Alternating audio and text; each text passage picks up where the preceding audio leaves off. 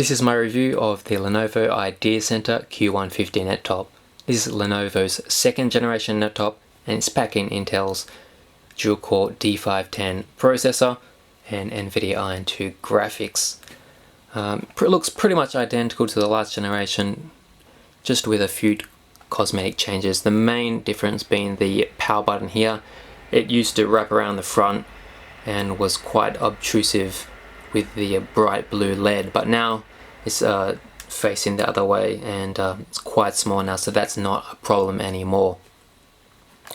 But yeah, other than that, pretty much identical, and most people won't even notice that anyway.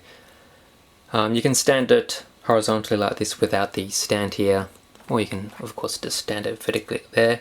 The main feature of this Nettop, I would say, would probably be the compact size. It's very small. You won't get an Iron 2 dual-core Atom Nettop on the market that's this small. A downside to that is that it's not easily upgradable.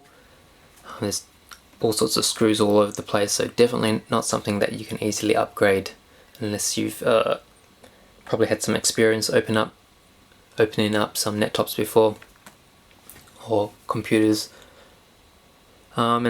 And another downside will probably be the noise. It's not the quietest Nettop on the market. You can definitely hear the noise pretty much at all times.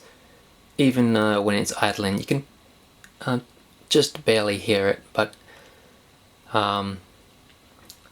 you can definitely notice noise. Not something I'd recommend if you need something that's quiet. You can always put it behind a monitor or a TV or inside a cabinet to eliminate that noise. It's not super loud, but it's definitely noticeable.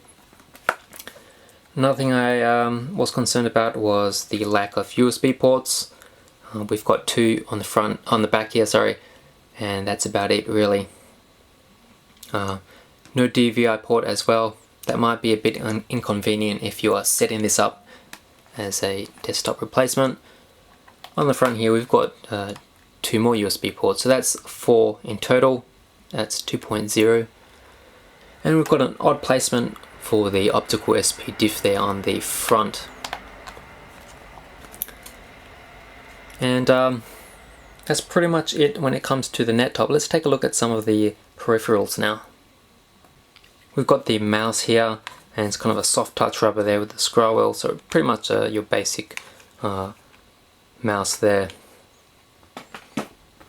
Then we've got the keyboard here, and it's pretty much in the same style as the Asus eBox chiclet keyboards and the Asus by Revo Nettop keyboards. Compact chiclet keyboard there, more than enough for casual use.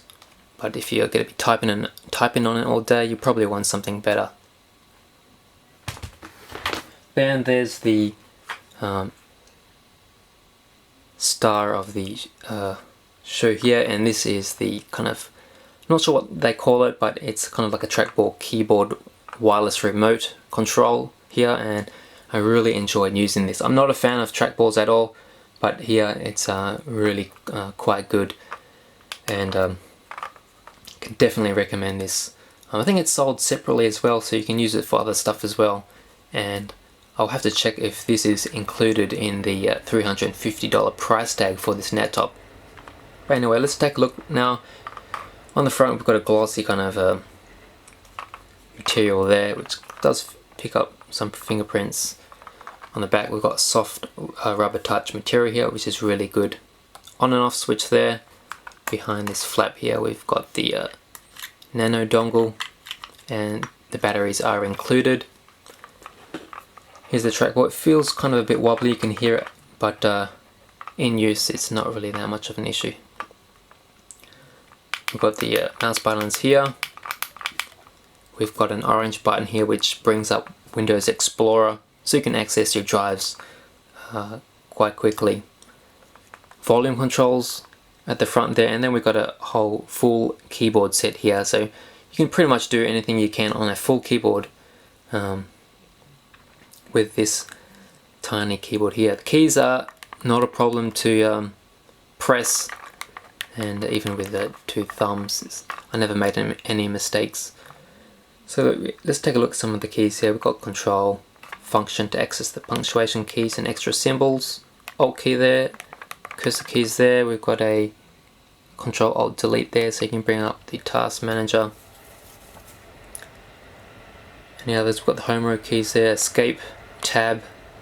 So very convenient, and I found myself using this all the time. You can pretty much be anywhere in the room and use this. You can even use it with one hand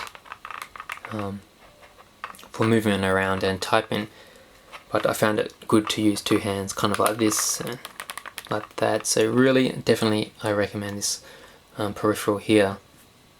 So that's a look at the Lenovo IdeaCentre Q150 and the included peripherals.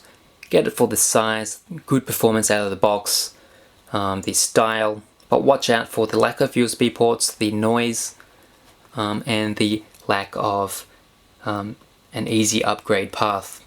It's priced at $350 and can pretty much pick it up at any retail store online. This is Peter from Netbook News. Thanks for watching.